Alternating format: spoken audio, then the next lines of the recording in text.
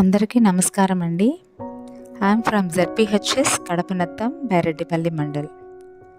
Improvement in food resources లెసన్లోని animal husbandry topic గురించి live experience పొందడానికి మా 9th క్లాస్ స్టూడెంట్స్ నియర్లీ 80 మెంబర్స్తో మా స్కూల్ పక్కనున్న టిఎన్ కుప్పం గ్రామం విజిట్ చేయడం జరిగిందండి.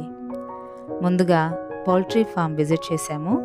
వెళ్ళేటప్పుడేమో అందరూ ఇలా ముక్కులు మూసుకొని వెళ్ళాం, కానీ వెళ్ళిన తర్వాత వాళ్ళతో మాట్లాడుతూ పిల్లలు ఇంటరాక్ట్ అవుతుంటే వాళ్ళలో ఎంతో ఆనందం.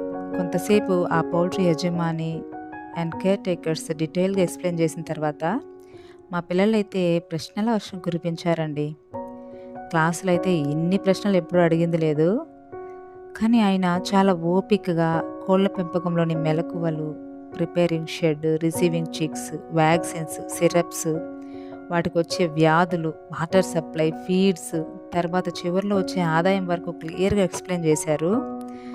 మా పిల్లలకైతే చాలా హ్యాపీగా ఫీల్ అయినారు వాళ్ళైతే. ఇంకా నెక్స్ట్ మెడిసిన్స్ అండి. నెక్స్ట్ క్యాటిల్ ఫార్మింగ్లో భాగంగా పశువుల పెంపకం గురించి చాలామంది రైతులను కలిసాము. ఒక రైతు ఏమో మాతో చాలాసేపు గడిపారు. ఆ అక్క అయితే తాము పాటించే పద్ధతులు, పశువులకు వచ్చే వ్యాధులు, జాగ్రత్తలు, అందించే ఫీడ్, ఎక్స్పెన్సెస్, మనకు వచ్చే ఇన్కమ్, ఇలాంటివన్నీ కూడా ఎక్స్ప్లెయిన్ చేశారు.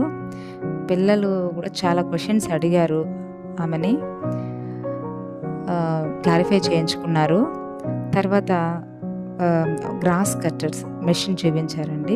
కొంచెం పెద్దగా ఉంది అది, ఎందుకంటే వాళ్ళకి చాలా ఆవులు ఉన్నాయంట.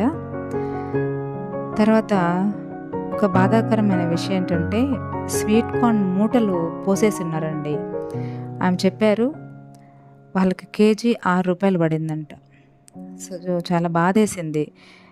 అవి మళ్ళీ వాళ్ళు క్యాటిల్కి పెడుతూ ఉన్నారంట. సో మార్కెట్ వాల్యూస్ లేకపోవడం కూడా ఒక కారణం కావచ్చేమో అనుకున్నాము.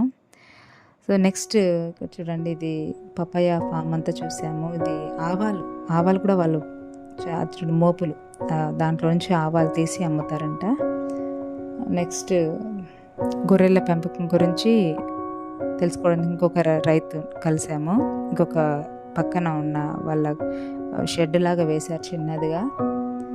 సో ఆల్రెడీ చాలా వరకు వెళ్ళిపోయినాయి, ఇవి కొత్తవంట, చాలా అడవుల్లోకి తీసుకెళ్ళిపోయారంట. సో వాళ్ళది ఇది నాటుకోళ్ళు కూడా ఒకటైతే దొరికింది, మీదన్నీ పారిపోయాయి. నెక్స్ట్ వాటర్ తాగి చాలాసేపు మేము కొంచెం రెస్ట్ తీసుకున్నాము. నెక్స్ట్ ఇంకో రైతుని కలిసి వాళ్ళకి మేకలు ఉన్నాయని చెప్పారు.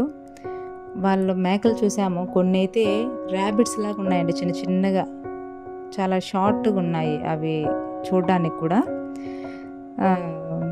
తర్వాత ఇక్కడ మీరు గమనించారంటే ఫ్లోర్ చూడండి, ఆ ఫ్లోర్ మ్యాట్ వచ్చి థిక్ లెదర్ మ్యాట్స్ వేశారండి. ఎందుకంటే వాటి గిట్టలకి డ్యామేజ్ కాకుండా స్లోప్గా వేశారు.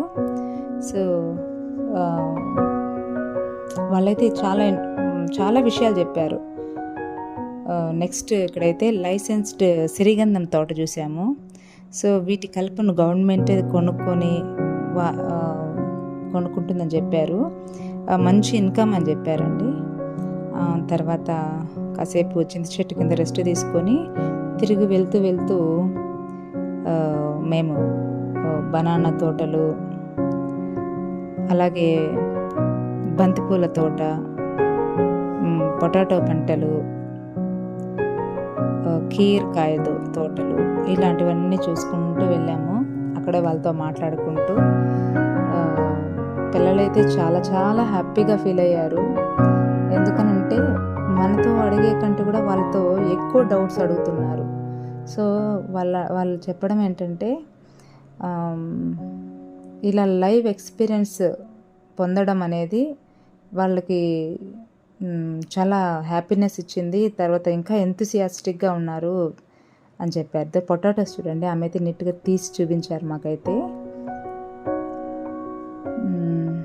ఇంకా నెక్స్ట్ స్కూల్కి తిరుగు ప్రయాణం అయ్యామండి. సేఫ్గా స్కూల్ క్యాంపస్ చేరిపోయాను. Thank you.